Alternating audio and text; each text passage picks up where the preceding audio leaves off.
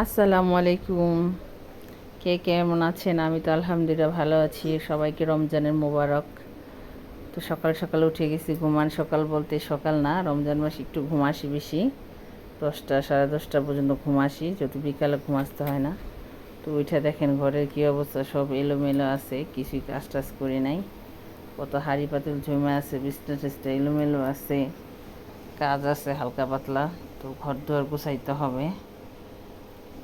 সকালে ঘরের কাজ থাকে অনেক, একটা সংসারে অনেক কাজ থাকে। একা থাকি আর দুজন থাকি, মানে 5 জন নিয়ে থাকি।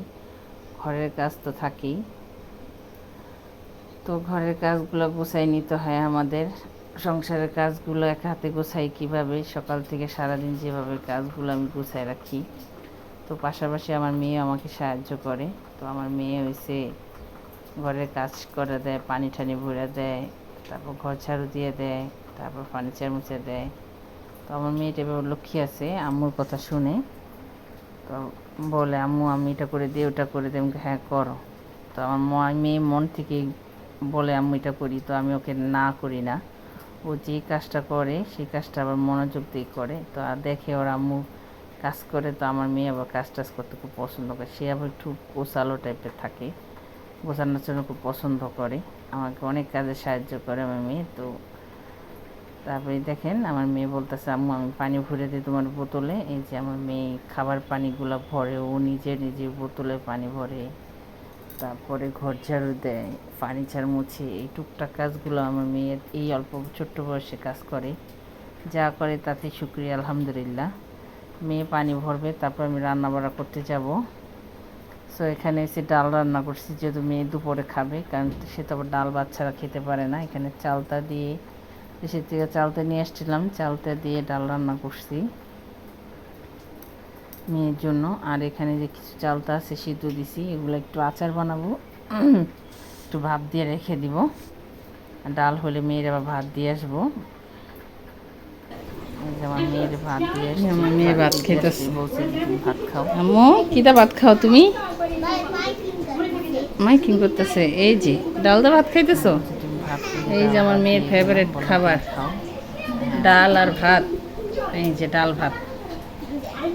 এই যে খাও, ডাল ভাত খাও। নিজে নিজে, অনেক গরম, নিজে নিজে খাবা। আমার কাজ আছে, হ্যাঁ তুমি খাও। ঠান্ডা, হ্যাঁ, ঠান্ডা হয়ে গেছে, এখন খাও। আর মাইখে দিব।